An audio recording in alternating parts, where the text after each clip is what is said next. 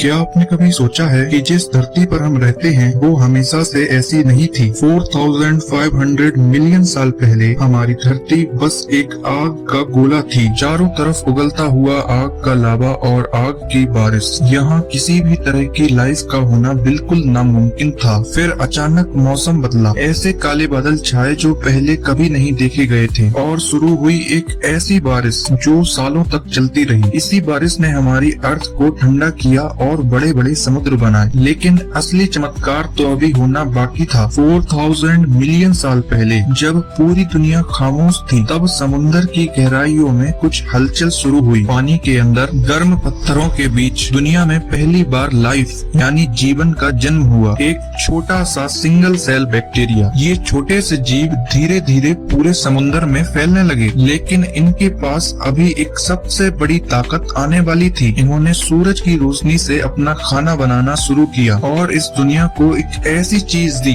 जिसके बिना हम जी नहीं सकते, ऑक्सीजन। 2500 मिलियन साल पहले हमारे समुद्र ऑक्सीजन से भर गए। हमारी अर्थ अब बदलना शुरू हो गई थी। ऑक्सीजन की वजह से पहली बार अर्थ पर नीला आसमान और एक ऐसा एटमॉस्फेयर बना जिसमें कोई सांस ले सके। लेकिन कहानी में एक नया ट्विस्ट आया। वो छोटे बैक्टीरिया अब अकेले नहीं थे, वो आपस में मिलकर बदल रहे थे। अब बन रहा था कॉम्प्लेक्स ऑर्गेनिज्म। जीवन अब पहले से समझदार और ज्यादा बड़ा हो रहा था। पानी के अंदर अजीब अजीब क्रिएचर्स बनने लगे जो कि देखने में बिल्कुल किसी एलियन की तरह लगते थे। लेकिन जमीन पर अभी भी सब कुछ सूखा था, कोई पेड़ पौधे नहीं, बस खाली पहाड़ और चट्टाने। फिर आया एक भयानक दौर। पूरी अर्थ बर्फ की चादर से ढक गई। एक ऐसा आइस एज जिसमें सब कुछ जम गया। लेकिन जमीन के अंदर के वोल्केनोज ने पृथ्वी को पिघला दिया और इसे एक नया जन्म दिया। अब शुरू होता है सबसे एक्साइटिंग दौर। समुद्र कलरफुल और नए जीवों से भर गया। जेलीफिश और कई बड़े बड़े क्रिएचर्स